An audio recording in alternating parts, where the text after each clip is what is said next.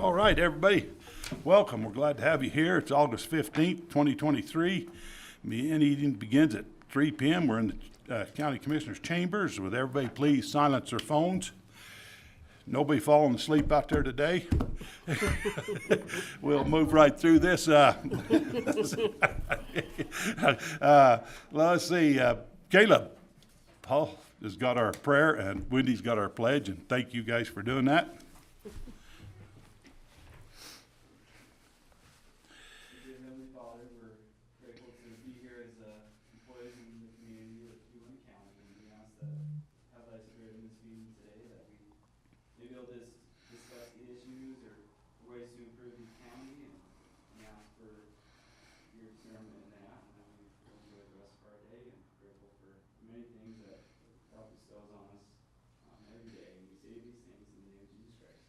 Amen. Please stand and join me in the Pledge of Allegiance.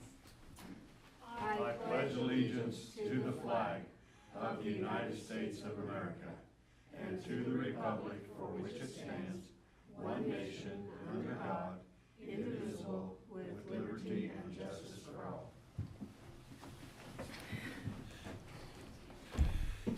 All righty. Approval of minutes for the July 31st, 2023 work session and August 1st, 2023 regular meeting. Get a motion?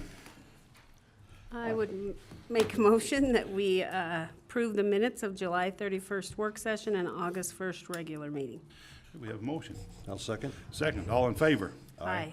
Aye. Motion passed. Report of warrants, Mike? Ty was mean to me, Commissioners. I'm the first 7 things. What was that? He's Ty was mean to me. She should have put her name on these. Okay. First one there is approval of the report of the warrants. Commissioners, 2 weeks ago on August 7th, we did a very small check run. We had a couple of checks we needed to get out. So on August 7th, we had $82,975.36. And then on August 10th, we had, this one made up for it, $1,695,734.14. There were several one-time and some large payments on it. First one was to BHI, $639,193 on Western Park expansion. Excuse me.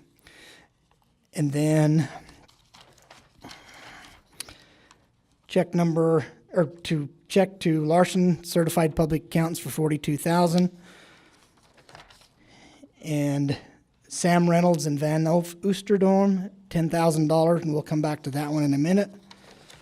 There was also a $150,000 transfer to Healthcare Special Service District and a check to Vernal City. Most of this was passed through from the airport, $296,682.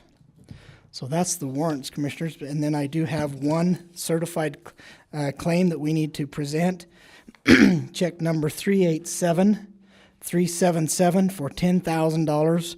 Written claim was on July 31st, 23 to Sam Reynolds and Van Oostendorf. So I present that as a claim for $10,000 on that one. That one we're going to need a motion to. Right, that one we need a motion on, We'll make correct. that motion to approve that claim. Okay, we have a motion and $10,000. second. I'll second. All in favor? Aye. Aye. Motion passed.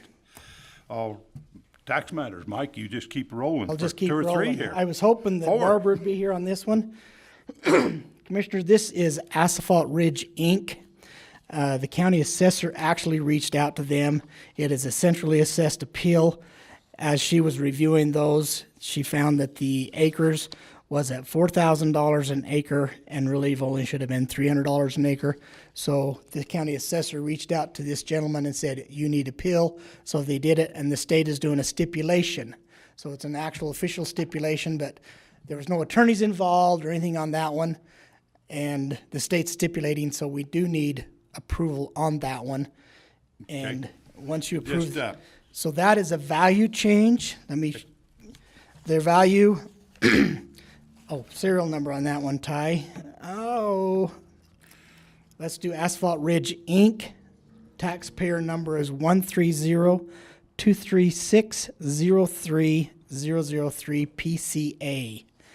Their value went from $1,052,746 down to $460,746, a reduction in taxable value of $592,000. So I do need a motion on that one. Perfect motion to me. Yeah. We have a motion there, second. I'll second. All in favor? Aye. Aye. Aye, motion passed. Brad, I'll send you the email from the State Tax Commission. Okay. If you will sign that as the chair, and then either send it back to me or just forward it to Roger Barth. I'll be able to sign it right there on the email and, That's the way I read it. Just quickly, Mike, I didn't catch the one amount all the way. It originally valued at $1,052,000. $746, Okay, and then it went to $467.46? correct. Okay, A reduction of $592,000. okay. okay. All righty, number 5. Number 5, Commissioners, I'd like to present to you the audit extension for Larson and Company. They've requested to extend their services for another 5 years for 2023 through 2027. And I've sent you this email on the prices. If you approve it, I will have no problem giving the prices out. But if you don't, then I don't want to give the prices because it would be unfair bidding for the others. So with that, Commissioners, I would recommend that we do extend this audit services with Larson and Company through the year 2023 through 2027. And we have that right according to the contract, It's correct? professional services, and it was in there that we could extend. So are you okay with that too, John? Yeah, we should be good. I would probably recommend after this one, it's been Absolutely. a while, then we probably would want to send it out and see what else Right. is out there, but we're probably, I think we're good under the contract on this They one. only did 3 years, probably the 3 roughest years they've had, so, that we've had. So anyway, if that's your motion, then I would be more than glad to give the prices at I once. would make that motion. I have seen that paperwork you sent out. Yes, I did so send it to you. I have no problem with it. I would make a motion to extend it 23 to 27 for Larson at the set amount. Okay, we have a motion. I'll second. Second, all in favor? Aye. Aye. Motion passed. Okay. And for the public, for 2023, it's $55,000, 2024, $57,100, 2025, $59,200, 2026, $61,300, and 2027, $63,500. So with that, Commissioners, I will work with John and them and get a new contract to bring forward for signatures. Okay. All right. Number 6. Number 6, Commissioners, this is Civic Plus. They are our internet provider for the county code. We've been with them several years. It's $3,705, but the way they presented this back more as an agreement.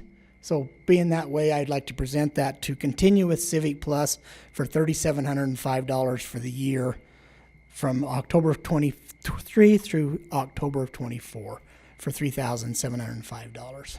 Okay. I would make a motion that we approve the contract renewal with Civic Plus from October of '23 to October of '24 in the amount of $3,705. Have a motion. What was the amount again? $3,705. Okay, thank you. This I'll hosts our second. county code on it, and it's on our website, and we just send them the updates anytime that Matt gets going with ordinances. All right, we have a motion and a second. All in favor? Aye. Aye. Motion passed. Number 7, Mike. Number 7, Commissioners, I present to you, we receive in lieu of payments from the state of Utah, the amount of $294,772. This is up to you three where you want to, which special service district's going to receive how much, or all of it, or whatever. Okay. You said $294,772? Correct. Okay. Okay. We've all had some history of this and done a little studying on it, but do I have a motion? I have the animal control district that needs about $150,000 to bring the shelter up to snuff. It is literally falling apart as I speak. So I would make a motion that we give the Animal Services Special Service District $150,000 with a $144,000. 144,772 going to the fire district. Okay, we have that in a motion. I'll second.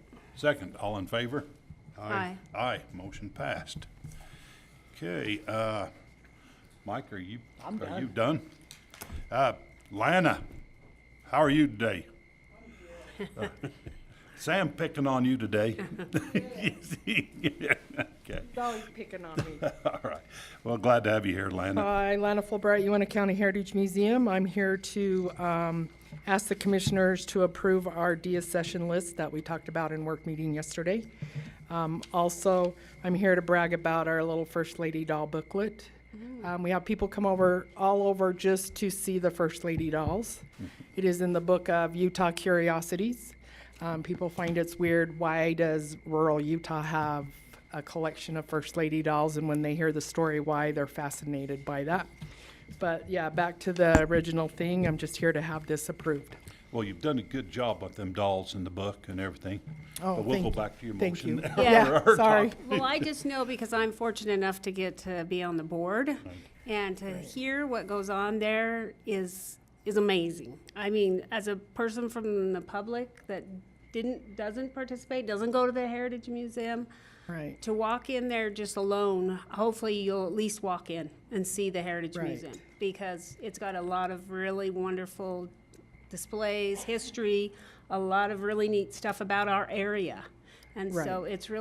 it's a neat thing. I just would say, if you have some spare time someday, think to go to the Heritage Museum. Oh yeah, And- quilt show's on. Come and vote for Yes. your favorite. Yeah, and they're doing a lot of Local good artists. work to keep things updated, keep good records and everything, so, Thank you. great I job. would echo what she said there, so. Yeah, and Our- so I would make a motion that we approve the museum deaccession list as presented. Okay, we have a motion. Oh. Second. Okay. The list or the book? The list? Oh, the deaccession list? It Yep. was in the work session yesterday. I don't know if it's attached. Have you It's got a not yet, list? 'cause those minutes were. I do have a list. This is the one to copy, And but if- you Can can look you at give it. him a copy of it? Yeah. Okay. I can There's, get you a copy. there's one, JC, that she did yesterday that was even better because it had pictures of what was Right. being, Our PowerPoint. the deaccession list. It had pictures of the item. So if you want to do that, you can maybe get with Lana. and- Okay. Okay. All right. We Yeah. can do All that. right, we have a motion and a second. All in favor? Aye. Aye. Aye, motion passed. Okay, thank you. All right, Matt, Thanks. you need signature on this, or? On the back page. For our records, it's right at the Oh, end of all three all of of you. us there. Okay, thank you.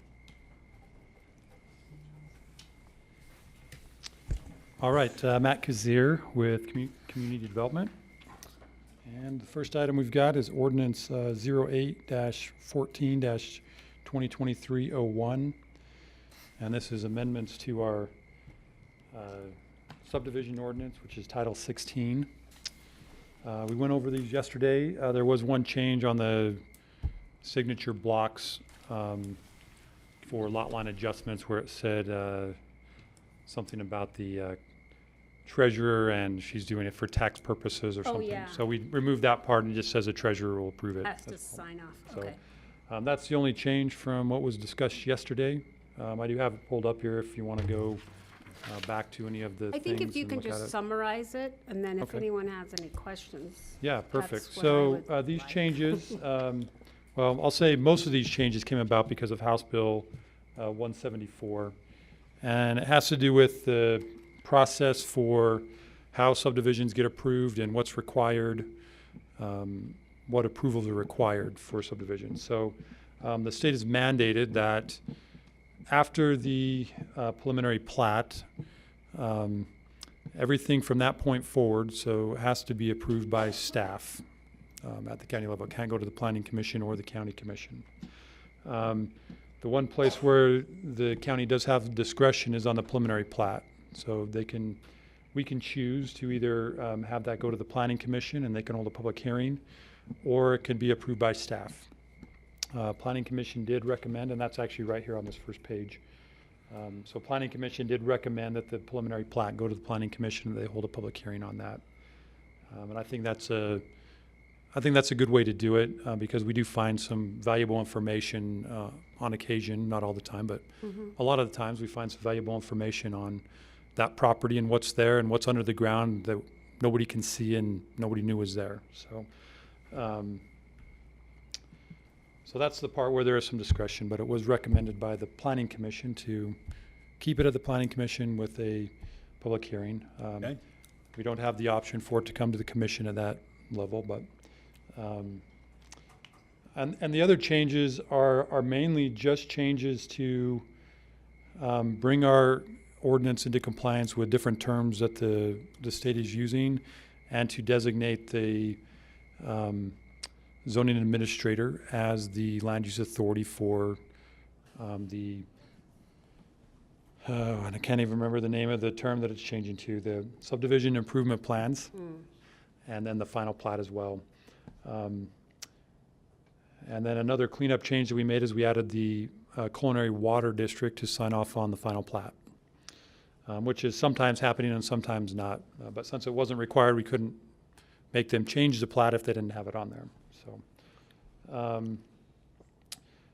and then the other change that the state has mandated is the street width. So the maximum street width we can have for a regular subdivision street is 32 feet of asphalt. And so we made that change in there as well, and that changed the width from 36 feet of asphalt down to 32 feet of asphalt, which in turn changed the right-of-way that 4 feet as well. So it went from 50 feet to 46 feet for the right-of-way. So, and then the changes that weren't mandated that came about through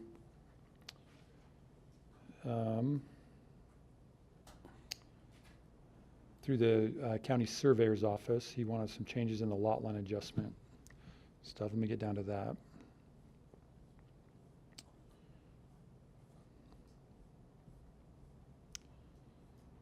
Here, let's see. Okay, so D and E here are the changes that the county surveyor wanted, and this just has to do with how if a lot line adjustment where any of the lots are within a recorded subdivision, he just added some language here so that when they describe those portions that are being changed, that they use the subdivision boundary or subdivision corners or lot boundaries or lot corners as points, as calls for those descriptions. And then it also says here under E that description shall also include preamble listing and lots and portions of lots the description includes. So it just has to do with how they describe those changes within a recorded subdivision. And those are the changes that are in here. Any questions, comments? No. Okay, I'd entertain a motion. I'd make a motion that we approve ordinance number 08-14-202301. It's an amendment to Title 16 subdivision regulations, preliminary and final plat approvals, subdivision improvement plans approval, lot line adjustments, and road widths as presented. Okay, we have a motion. I'll second. Second, all in favor? Aye. Aye, motion passed. Okay, Matt, I guess you're the next one too. Yeah, next one is an easement agreement with the city of Utah, and more specifically, State Institutional Trust Lands Administration, or State and Institutional Trust Lands Administration. So they're part of the Dingle Act from several years ago, called for exchanging some properties between SITLA and BLM. And so they've been in that process now for a couple of years on what they're doing. And part of that process is trying to clean up some of the existing roads and easements that are on SITLA parcels. And so SITLA contacted us, 2 or 3 months ago and said, hey, we found these 3 roads that the easement wasn't granted.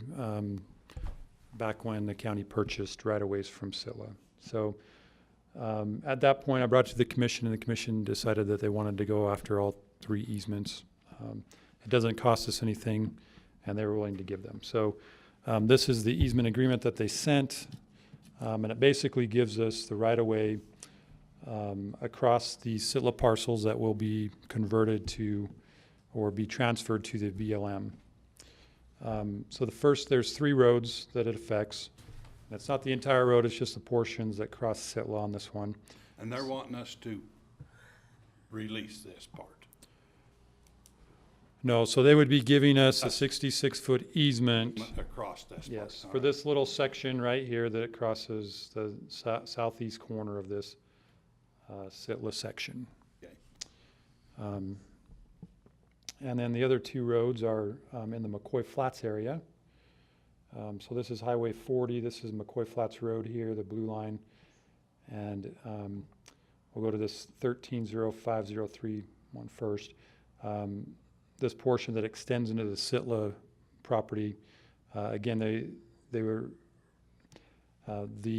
agreement states that they'll give us 66 feet there where that road runs.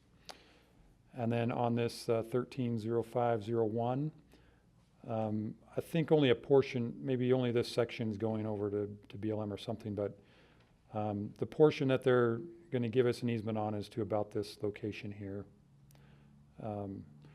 Either we have an easement further up or it's not part of the exchange. But again, it's 66 feet for that road, 130501. And I do have the agreement here, and it does call for a signature from, it'd be the chair, but it has a notary, a place for a notary to validate the signature. I'm not exactly sure how that, if that's something the clerk-auditor still can do, or if I need to get somebody else in the county to do that, so. Do you have a notary in your office, though? Yeah, they got a lot Yeah. of them. Okay. Well, Okay. it needs to be notarized, is what he said. Yeah. Yeah, it's got a notary thing on this one, so, okay. Sounds good, I just wanted to make sure I got it to the right spot on that. All so. right. You mark that out and I'll sign it right here and they can, Well, or, You or sign we it in approve front it of the first? notary. Yeah. All righty. Any questions, comments? I'd make a motion that we approve it. Got a motion? I'll second. Second, all in favor? Aye. Aye. Aye, motion passed. Okay, Uintah. Yeah, I'll take this one, and then Jeremy can jump in if he needs to. So the fire district has requested a waiver of building permit, building permit, plan check fees, and, why can I not see this? There we go. And site plan fees for the fire station and community building that they're building up in Tridell. This is a typical request that we get from other government agencies, and in the past they've generally been approved. I'm not aware of one that hasn't been approved. So I think Jeremy had the number yesterday, $17,000 or something like that, somewhere around there is the total amount that would be waived. Okay, I'd make a motion that we approve the fee waiver in this case. I'll second. second it. All in favor? Aye. Aye. Aye. Motion passed. All right, thank you. Okay, Tanya.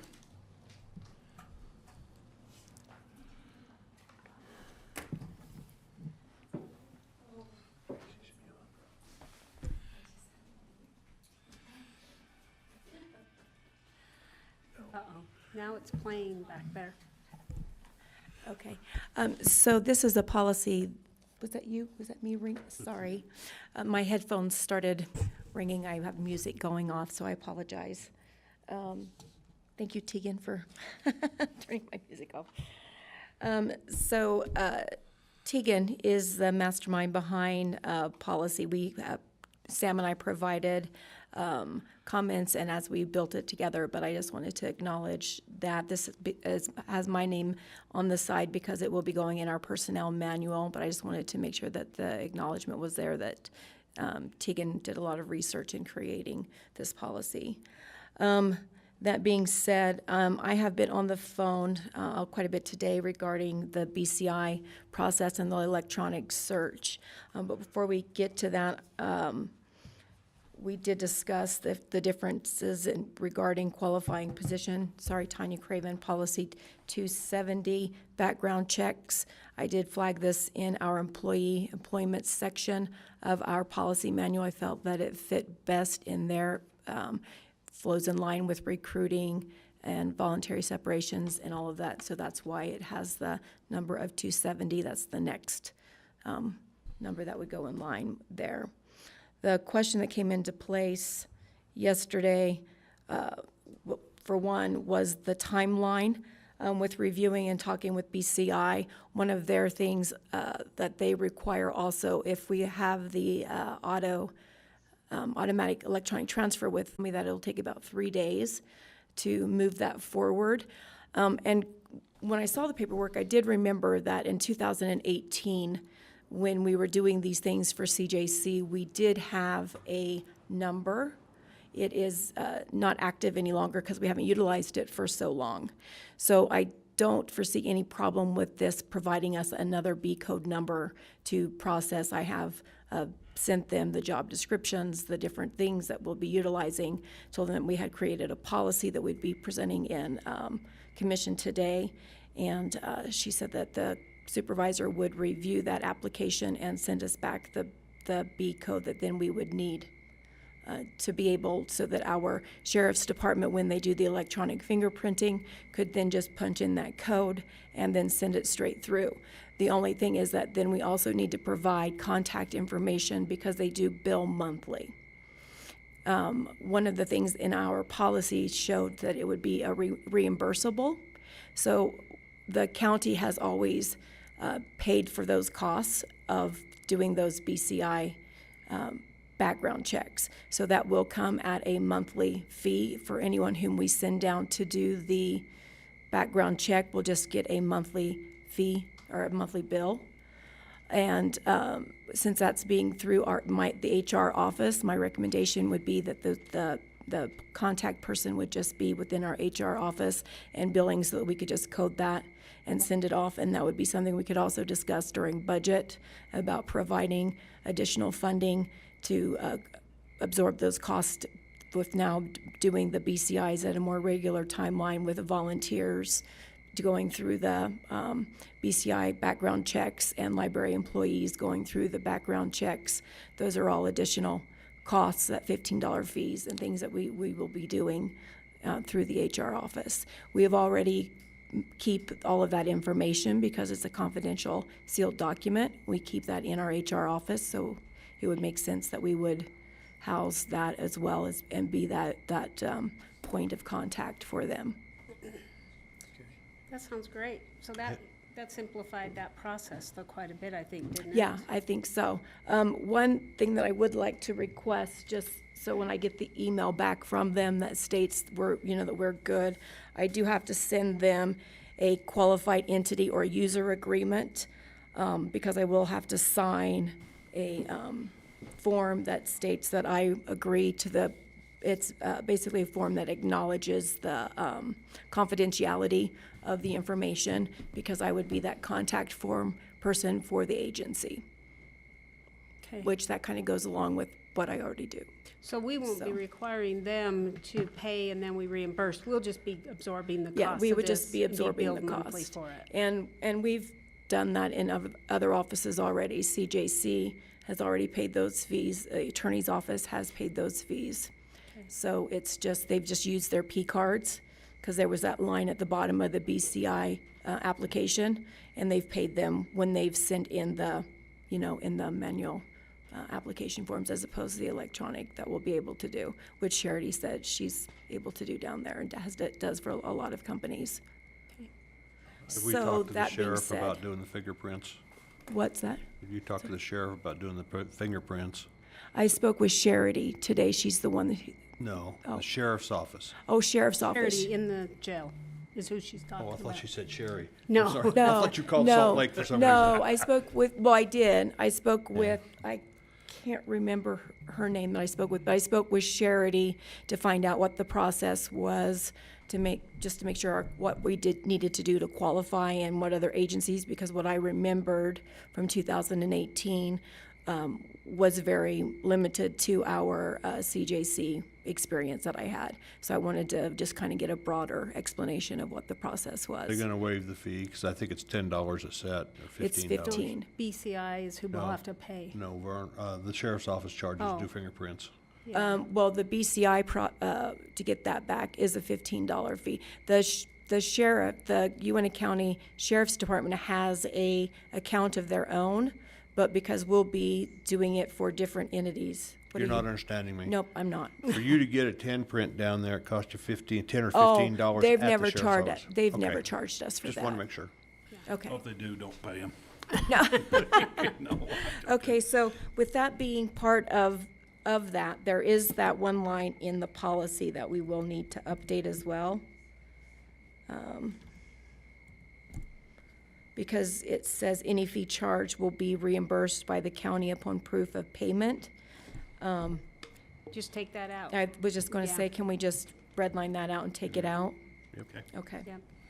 all right. I don't know if you have to put in there anything about that the cost would be borne by the county, We could, or if that even needs to be in there. yes, Yeah. okay. That'd be on the Yes. form they'd have So to waive any on that. fee charge will be absorbed by county? Yeah, something. I'm sure Tegan could help you word that. Yeah, I think just that little statement in itself would be, okay. So with that change, I can't think of anything else. Well, and then the electronic, because I don't think that we have any BCI documents that are a priority item as of right Are you now able that we to have to plug go. that in? Oh, I thought I did. You guys. Oh, it's over here. I'm so sorry. I'm trying to read what you don't have up there. You should have stopped me sooner. I'm so sorry. Well, it's only because we saw it I hear yesterday. this thing noise and it's gotten me all, It's something to do with the HVAC system. oh, okay. I apologize. Okay. There it goes off. It's kind of like A in little my ear. chirping Yeah, noise, yeah, there we go. okay. I- Yeah, because I I was looking remember, and saw it wasn't yeah, there, so but- D would be removed and make E move up to D. Well, we'll add that language that Oh, that we'll be paying acknowledges for that it? we'll absorb Okay. the fee from the BCI. Okay, And then we'll reword to acknowledge that instead of it being paper, it'll be an electronic filing. okay. All right, any other questions, comments? And we're accepting the 3 years. Yeah, 3, it looks good, but so you were just rewording D, well, the bottom of C? Yes, the bottom of C. Because they will be asked to go to the Uintah County Sheriff's Office to be fingerprinted, period. Right, but where it states, And then you we'll can leave the send a rest off. fingerprint card Yeah. off, it'll be an electronic transfer from our sheriff's office. Yes, And Yeah, then if somewhere in your motion, you can just acknowledge that I will be the qualified entity contact person for this. for the Be BCI. held at Human Resources or something like that? Is that what Yes. you need? Okay. All righty. Any other questions, Oh, comments? yes, we do have, Sam. Sam. Oh, Sam, Hi, one thing that we didn't bring up in discussions is when this new policy is implemented, how long will impacted employees have to comply with getting in there and getting it done? okay. I thought we already had them fingerprinted, we're just going about it a different way now? No, No? he's talking about existing employees that are already working with, we don't have, because there wasn't a policy in place that required the library staff to be fingerprinted when they came on. Okay. That wasn't something. So I would say that's a great question, but I believe we can be flexible. We'll make these changes and It's not anything we would put in the policy because it's just a one-time catch-up. yes, it is. Tegan? Tegan, yes. No. Yeah, it would just be a one-time thing, and just so that everybody's aware, this came into play and came to our attention because of House Bill 284, which does require a public library background check requirement so that the library can continue to receive state funds. So that's why we're implementing this, and that's why previously it wasn't a policy that library staff had to be, had to have background checks. So I think that, so this policy has to, as long as we have this policy in place by July of 2024, I think that as long as we are up to date by that point, we're probably okay. But if you guys have something That's almost better. a year. Probably Well, the other side of that coin, though, is that I know it's required implementation, but in any volunteer trainings that you go to whatsoever, there is the push that you need to be doing background checks, you need to be doing background checks. So even though it's not, that is not the, this is your required, right, your deadline, timeline. The sooner that we can get moving and going towards that direction, the better, for all. You tell me I got a year to do something, that's never gonna happen. What is the suggested? So what would You know- Sam, you know what what would I'm you saying. ask? There's no for, Sam? suggested time for this. I don't know if Sam has a suggested time. It's probably just however much time you want to give to get everything running. Like 30 days, or are we saying 60 days? Well, if you look at E, it says it's effective 3 years from the date the policy becomes effective, that they've got to be rechecked. So it'll have to be something you work out. I don't think we want to send 400 or 500 people's fingerprints to BCI in one batch.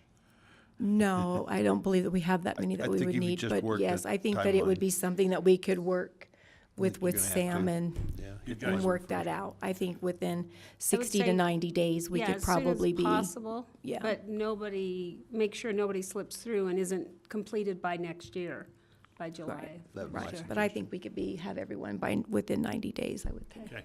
Also, I want to make clear, this is not just the library policy, this is the whole No, county this is how the policy. whole So county. it's a county, Right. and so with this bill, the library Is is still priority. able to receive funds if the county has its own background check policy. Mm-hmm. And so we decided to make it a background check policy for the county rather than a separate library Mm-hmm. policy. It's good. Yes, Good job.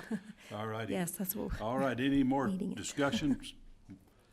Okay, comments? I'd look for a motion. I would make a motion that we approve the background check policy as it's been presented with the corrections. Okay, I'll second that. second, all in favor? All right. Aye. Aye. Motion passed. All right, public comments today. I got one. Oh, go ahead. I was just gonna pick on Tegan, so don't move, Tegan. Go ahead. Go ahead, Jeremy. Come up here and we'll let her sweat it out. Very quick, so. First of all, thank you for the fee waivers. That will be great for the fire station over there. And then also wanted to invite you all, 3 commissioners and the public, to our open house for the Tridale Fire Station Community Center. It'll be on Monday, the 21st at 6 p.m. So. You lost out, huh? Or did Yeah. you win? I can't remember which way we discussed that. Groundbreaking. Sorry, not open house. I was gonna say, that was a Groundbreaking. quick Thank you. build. Have you got the steel? I'm getting ahead of myself. Do you have the steel? Did they deliver the building yet? No, not yet, but it's ordered. I was So, hoping. Yeah, it's Yeah, been it'll be here hopefully in September. So yeah, August 21st, groundbreaking, 6 p.m. in Tridale there in the park. So we're really excited about that. And then with the PILT money, thank you, we've got some turnouts and SCBAs that we're rotating out, and so that'll greatly help out there, and also some 800 radios. So thank you very much. Thank you. Any other public comments?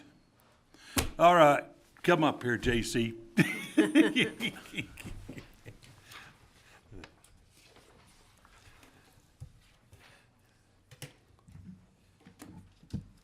J.C. Brewer, got a question for the commission. In light of the fact, well, you already know that I served for somewhere between 12 and 15 years on the county's Public Lands Advisory Committee, and for about 10 years on the Roads Committee. So I've got a pretty good background on this. I've got a question for the new commission, since we have 2 out of 3 new commissioners. Mark Hill sold his Lazy 3X ranch to the Ute tribe, all the private property. I know he did. I've got the document. Historically, the Ute tribe has been a little bit nasty about recognizing the county's Class D road claims that go to cross or enters to Indian allotments, pieces of ground that the Indians think they own. Having just bought all of the private property that Mark Hill Ranch had, there's a lot of it in the Booklifts area where I grew up. A lot of Class D roads out there that cross Indian allotments and so forth. We've already seen, not recently, but in the last year, couple of years, some big blaze orange, ugly, nasty signs put along the road. No trespassing, no this, no that, private property, blah, blah, blah. I foresee this happening again in the near future, with them now having title to all of what was the Lazy 3X's private property. I see challenges coming down the pike to the county and to the public who's used to using all of those Class D roads out there. I see conflicts coming down. What I'm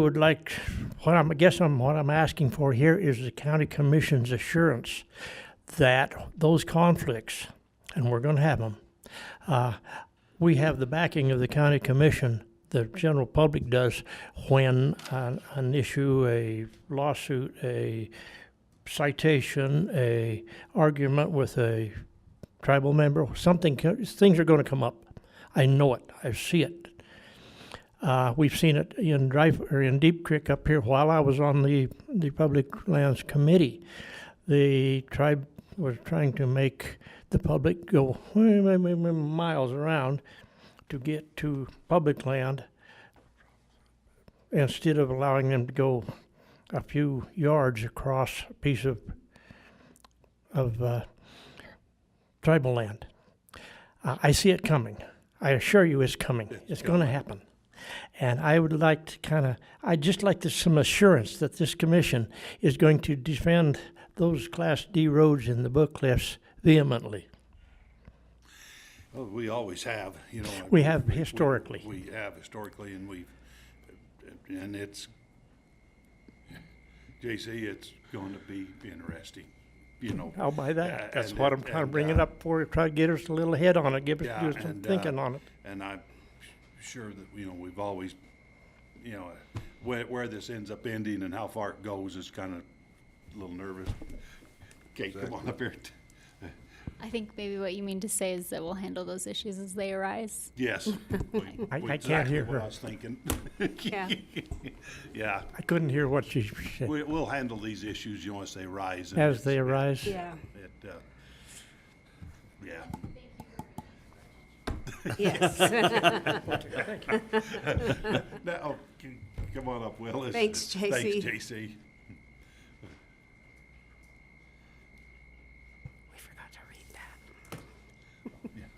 Willis Lefevre. I sit on a board for the DNR and managing the South Slope unit on that side, and that come up on our meeting a couple weeks ago. And as far as the state and law enforcement goes, they will not recognize it or enforce it as tribal lands, but as state administered lands. So, you know, however the state administers that, that's the way they'll recognize it, and that's the way the DNR will manage that from that standpoint. So, not as tribal, as state lands. Well, I know, I don't want to get into anything legal, so I don't want to get into legal documents, but I know this is public knowledge, that the, what do you call it, Ute Indian tribe has been asking the federal government to recognize lands that they buy as trust lands. Is that the way to put it? And so that's out in the public. They're requesting that. And so that these are all issues that we, as they come at us, we definitely want to address those. Yeah. And hopefully we can come to a respectful agreement. Absolutely. Yeah. Thank you, J.C., thank you. All right, any other public comments? Tegan, got married a couple of weeks ago. Congratulations. She's always sits back there quietly and, but congratulations, Tegan. Had to take the opportunity to pick on you a little. Thank you. Anything else, Will? I thought we were gonna have a new employee. Oh, God, Okay. I'm sorry. Come on up. I was just. State your name, please. Sorry, I'm Russell Morgan. I was just wondering if a tribe member buys private land, is it not theirs, or is it public land, or their? This is like, an attorney reservation question. land? I'm confused. So that's a great question, and I don't know that we have time to explain that in commission meeting today. So if you want to reach out to any of us to set up an appointment to chat, we're happy to chat. Oh, okay. Yeah. Yeah, we But can answer. thank you for participating. Yes. Thank you for being. We love the public comments and the interaction. The only thing we have to remember is that there's usually a list of rules that we read with the public comments. I forgot to. That is part of the order that we follow for our meetings. And we love to get the questions and the comments, but we don't answer them when they're asked in the public comment, because then we can go back and do research or talk to legal or whoever and get you the answer, and we're happy to do that. But we love to hear comments, and if you have questions, we say like Tegan, set up an appointment with one of us, and we can sit down with you and answer any questions and that. Okay? I learned some parliamentary procedure stuff in 4-H. Okay. And it's different in different meetings. It depends on what rules of order they follow. Yeah. Thank you. Any other public comments? I apologize about overlooking him there. All right. We were supposed to have a new employee, I thought. Maybe it's No, next week. they sent us a deal saying they was gonna wait a week. I think it's what, come okay. on up, Sam. I think is what I seen. Okay. I'll have a relatively new employee in here in the next week or two. Jennifer Balch, who's been our children's librarian this summer, has done an amazing job working with the library team and many volunteers and partners to put on a first-rate summer reading program. The average weekly attendance, she'll have all those numbers and the pictures and the list of our sponsors. But from day one, she got after it. She talked to community businesses and volunteers and went off without a hitch. We had a lot of partners here, and I want to thank them, and we'll do a more proper thinking of them here in the near future and introduce Jennifer. And she's been too busy running around with all the kids, and they're getting back to school next week, and so she's got a little bit of a break before she starts all the classroom visits. But we've got a goal of getting all the first grade classrooms, making sure we hit all those this year with our outreach, to get all those kids a library card as they're learning how to read. And yeah, more to come, but thank you all. Okay. Thank you. And we also almost forgot, county fair's going this week. Yes. And boy, a lot of exciting things over there, and some really big efforts been put into trying to make a bigger show for livestock end of it. So please, everybody come over and visit. Yeah, there's a Check it lot all. of flyers. We don't have any probably right now, but I bet you if you stepped across the hall, they might have some in the travel and tourism if you're interested, or I believe it's online. If you go to Uintah County Fair, you can find the agenda or itinerary for all of the things going on. All right. This week's paper. Yeah, Yeah. and in this week's paper, I was just made aware. Okay. So, All righty. Anything else? job. If not, we'll look for a motion. We are adjourned. Thank Let's see, there was something I need to sign in front of somebody.